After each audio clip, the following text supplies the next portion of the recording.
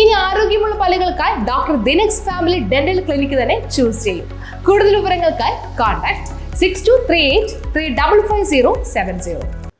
ഇടക്കൊച്ചിയിൽ നിന്ന് 5 കിലോ കഞ്ചാവ് പിടികൂടിയ സംഭവം 2 പേർ കൂടി പോലീസ് പിടി.